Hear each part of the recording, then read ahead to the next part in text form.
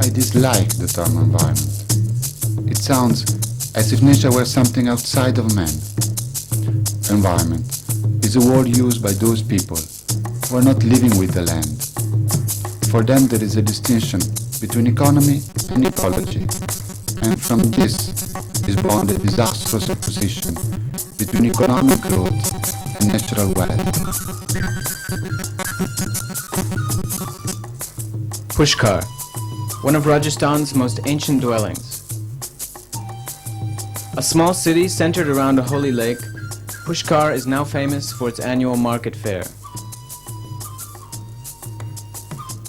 We've come here to try and understand the spirit of this festival, a festival which is simultaneously the completion of an economic cycle and the renewal of social ties.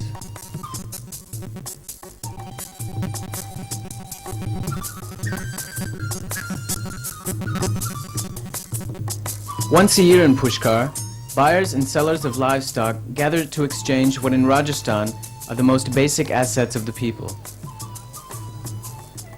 The festival is celebrated during the days of the full moon of late autumn, which in Rajasthan corresponds to the beginning of its best season.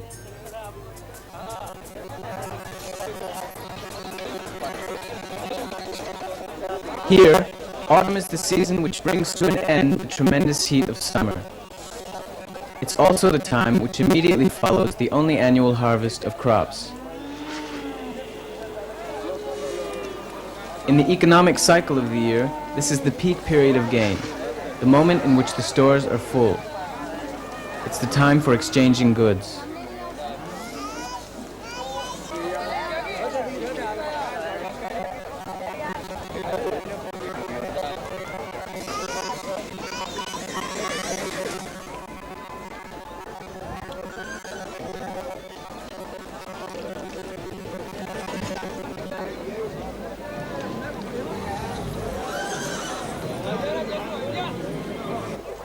But the fair of Pushkar is not only a market. Above all, it's an event filled with deep significance for the people here, with the spirit of the festival culminating in the re-establishment of the communal links which unite society.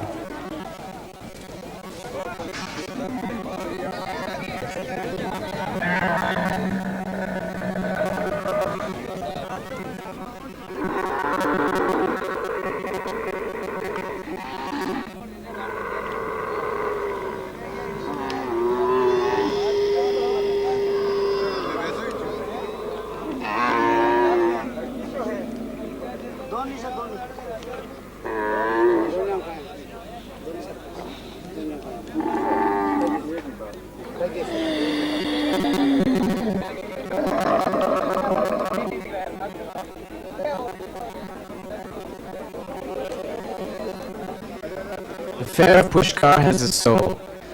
It has the quality of reabsorbing the individual's productive endeavors into a communal activity.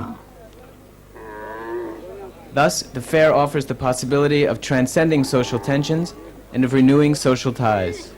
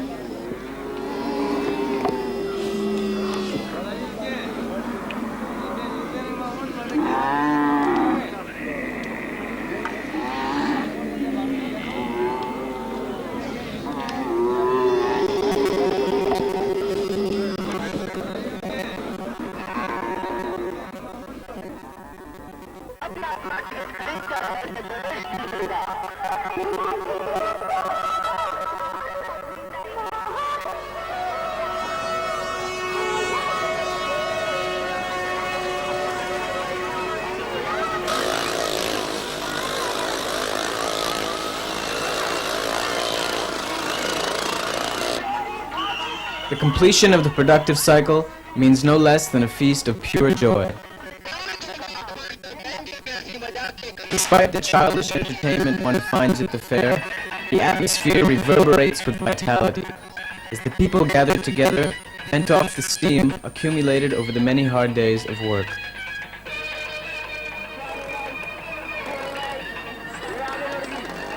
Walking through the stalls here, I saw the propaganda organized by the banks, industries, and so on. Had this been any other time of the year, the stands would have been an intrusive presence in the peace of the sacred city. But in the atmosphere of the festival, they merged well together. After all, what is the urban commercial spirit other than an effort to create a permanent fair? But is it not this effort which destroys the true spirit of the festivals in urban life? A permanent festival simply cannot exist. It becomes something where joy is make-believe, where there is no regeneration, but only repetitive individual amusement deprived of communal sentiment.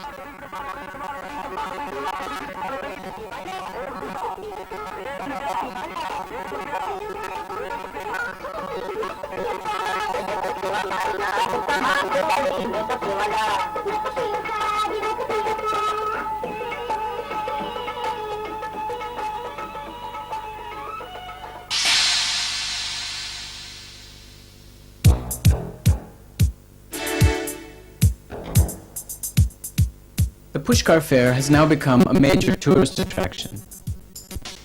What is it about the fair that Westerners like so much? There is something in traditional festivals which attracts these people. When culture and market come together, the tourists, habituated to a society rich in goods, feel at home, and through the festival can merge with the atmosphere of the place. But somehow, the tourists of Pushkar, who come either from the faraway west or from a nearby Indian metropolis, are not able to participate in the spirit of the festival. Their movements are clumsy. They remain outside of the celebrating community because they are unable to comprehend that spirit. They only seem able to make purchases or to take photographs. This points to a difference between traditional and modern cultures, being that the latter tends to gather things externally, while the former searches to maintain, within social life, its religious values.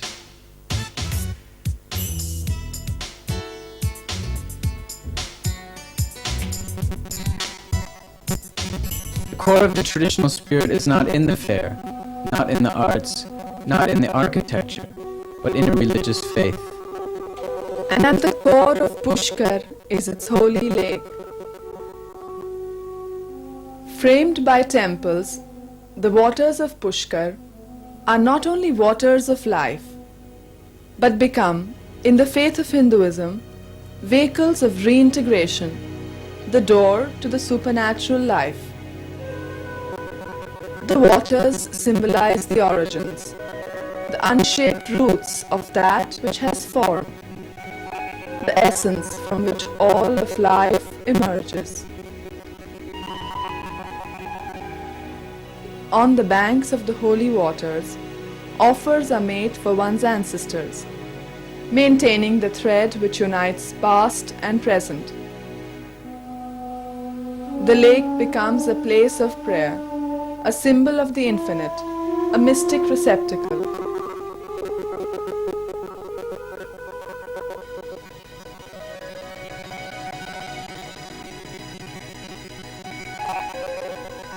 It is for this reason that into these waters are poured the ashes of the deceased, giving to the living the hope of being reunited with their loved ones in the cosmic matrix.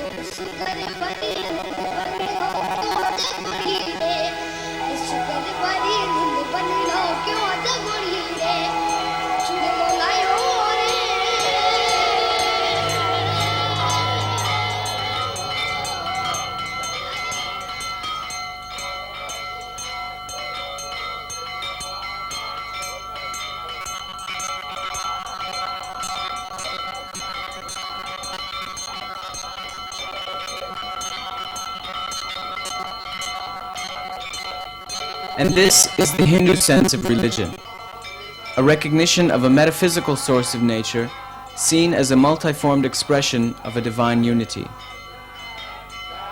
And man is pulled between his desire of affirming his individuality and the call towards the transpersonal identity of his spirit.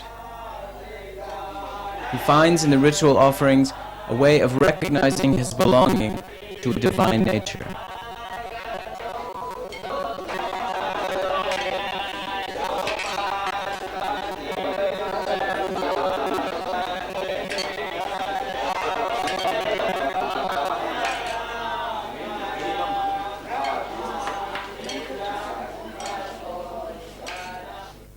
For the Hindu, water serves as a door, providing the necessary purification before having access to the transcendental facet of nature.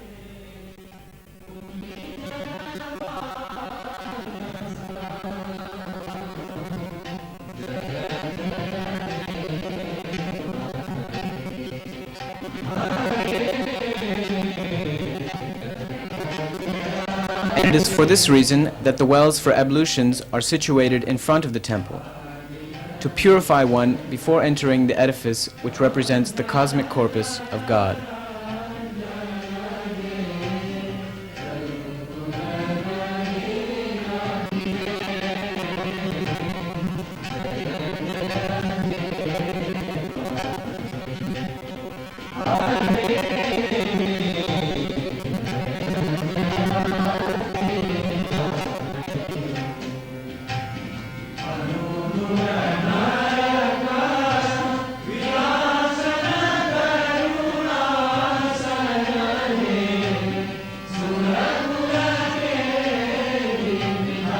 When we look back to traditional societies, we realize that they have preserved something which we miss today.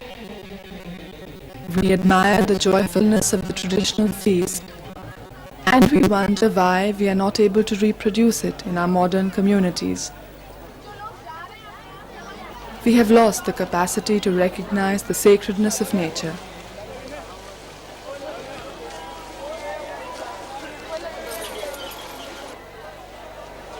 And so we need to learn from those communities which still preserve at the core of their culture the concept of the transcendence of life.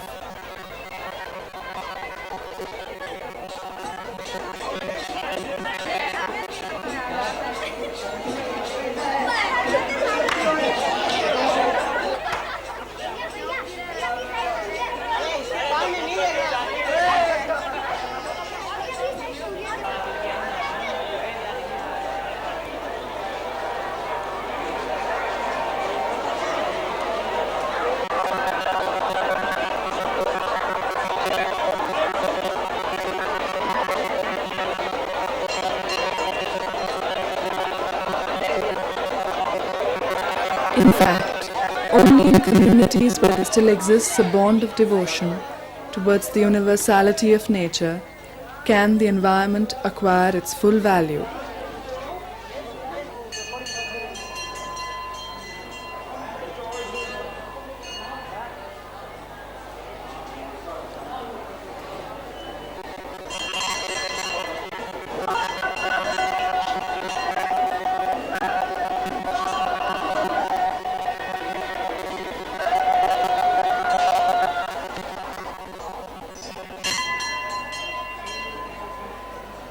It's true that modern culture is losing on its way something important. The speed of economic growth is making man lose that which from the beginning of history he considered as his greatest asset: religion, the capacity to pray, the possibility of linking his soul with the soul of nature.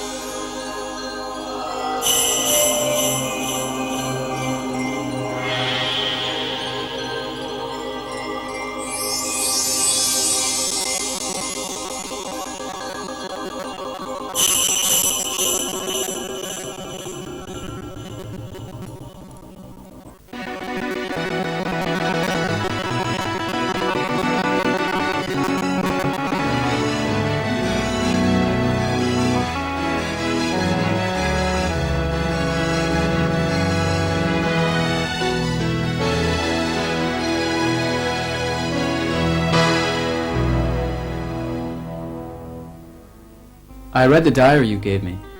It's very good. And I've copied a few parts that I'd like to include in the text of the documentary. Though, at this point, I'm not sure if things will turn out the way we thought. We've collected so much material outside of what we planned, I don't know how we're going to use it all. I have not been a good assistant, have I? You asked me to help with the film, and I... Hey, wait a minute. I came here with nothing but the usual stereotypes, wanting to film all the usual places and things. But you were the one who showed me something about India, and I'm grateful for that. I hope we keep in touch. Who knows? Maybe next time I will come to America and we will make a documentary about the fast food industry. And I thought I was the one who thinks in stereotypes.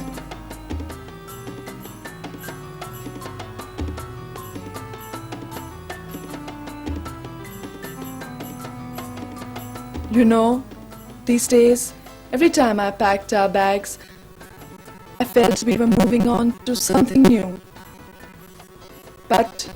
But now, Now what? but for what all this trip if we have to go back to the same city life, to go back to square one? Why do you say that? Nothing.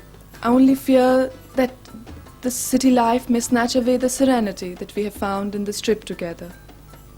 The peace that we have found amongst the people here. Keep this fear. It will help to preserve the serenity that you speak about, that we found in our trip together.